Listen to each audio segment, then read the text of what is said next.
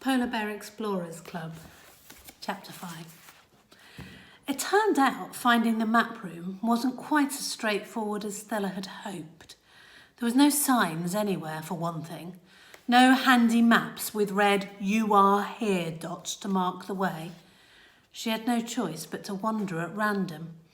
She found the library, which was even larger than the one that they had at home, and also stumbled into a couple of cosy-looking drawing rooms, which held a lot of overstuffed armchairs and snoozing explorers and clouds of cigar smoke.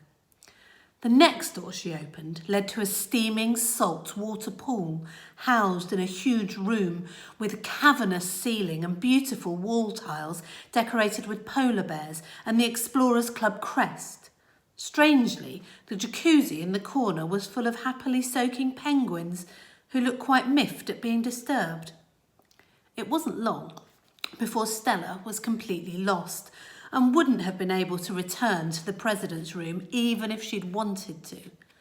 She felt a guilty twinge as she realised that Felix was going to have to come looking for her, but there wasn't much she could do to change that now.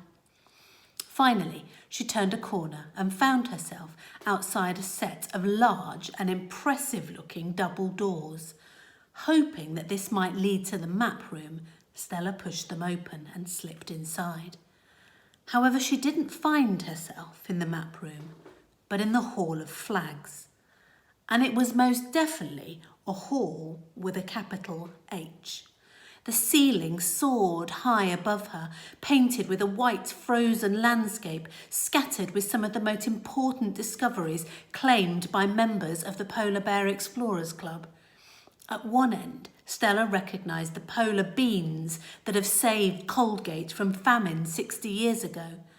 At the other was a collection of frost hares and a whole herd of singing ice whales. In the very centre of the painting was a giant yeti, teeth bared ferociously, while the rarest of polar explorers, a yeti whisperer, stood alone and unarmed below it, calming the huge beast with nothing but words. Lining the walls, in gilt gold frames, was a selection of retired expedition flags. All of them displayed signs of wear and tear around the edges, or unidentified stains or teeth marks, sure signs that they had been out there in the world, proudly displayed throughout the various expeditions. Stella walked over to the first one and examined the explorer's crest stitched into the centre.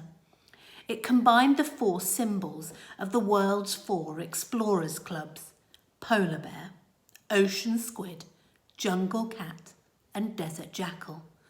But because there were Polar Bear Explorer Club flags, the polar bear was stitched in gold thread while the others were stitched in black. A plaque on the wall beneath it proclaimed that this flag had been taken on the Frozen Waterfall expedition, the Narrow Gorge expedition and the Snow Shark expedition before being retired to the Hall of Flags. Stella guessed that the Snow Shark one must have been the last because the flag had rather an alarming amount of bite marks.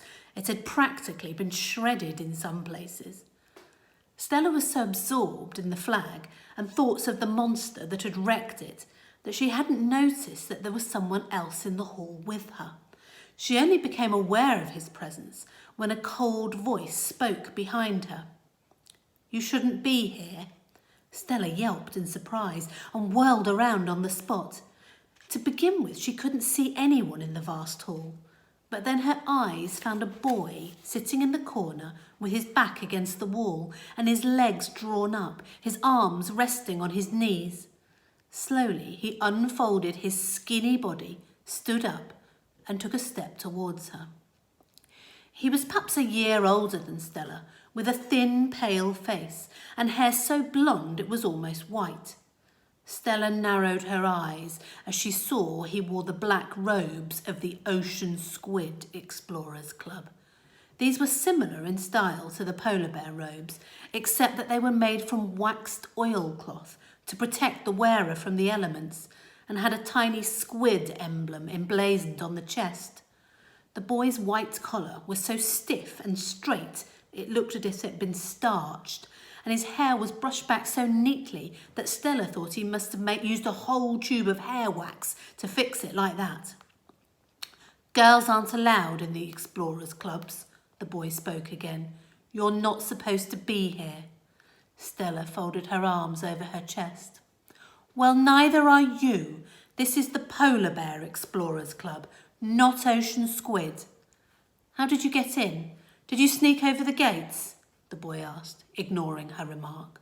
"Did you slither up against through the drains?" Stella shot back. The boy glared at her. "I'm here for an expedition. The Ocean Squid Explorers Club are going to be the first explorers ever to reach the coldest part of the Icelands." Stella gaped at him. "You can't be. That's what we're going to do." "Not likely," the boy said. Stella didn't like the way he was staring so openly at her hair, which she tied back into a long ponytail. It wasn't unusual for people to be curious about her appearance on first meeting her, especially when they'd never seen white hair like hers before. But even so, it was terribly rude to stare like that. Stella lifted her head a little higher, calmly smoothed an imaginary wrinkle from the dove-coloured skirts of her travelling dress and said, "I still don't understand why you're here when you're not a Polar Bear Club member." The boy gave her a superior look. "Don't you know anything? We're being hosted as guest explorers. Our 2 expeditions will take the same ship to the Icelands. It's less expensive that way." "So what's your role then?" Stella asked. "Are you a squidologist? You look like a squidologist to me." "I am not a squidologist."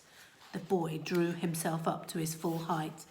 "My name is Ethan Edward Rook, and I'm a magician." "Do some magic then." Ethan looked momentarily taken aback, but quickly recovered himself and said, "All right, if you want me to. Hold out your hand, girl." "Don't call me girl. My name is Stella. Stella Starflake Pearl." Ethan looked down his nose at her. She gave him her fiercest stare right back. "Only explorers have 3 names, he said. "That must make me an explorer then."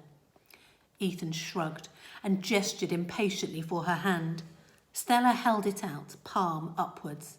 One side of Ethan's mouth twisted in a half smile as he held both his hands over hers and said, "I hope you're not afraid of snakes."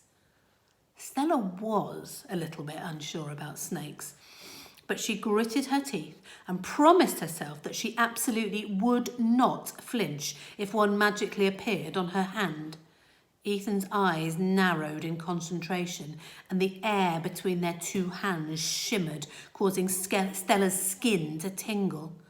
But perhaps part of Ethan's mind was still thinking of the polar beans painted on the ceiling above them, because when the shimmering air formed into a solid shape, there was no fearsome snake, but 5 polar beans, all jumping up and down on Stella's palm, giggling and laughing and clapping their tiny hands together. Stella gave a snort of laughter and glanced at Ethan to see his pale face was flushed with embarrassment. He clenched his hand into a fist and thumped it against the wall hard enough to rattle the frame flag that hung there. "Drat!" he exclaimed. "No need to be a sore loser about it," Stella laughed. She leaned down to set the polar beans on the floor, where they skipped, cartwheeled and frolicked their way around the hall. "Squidologists can't make beans out of thin air, so I believe you're a magician now at least. Just not a very good one."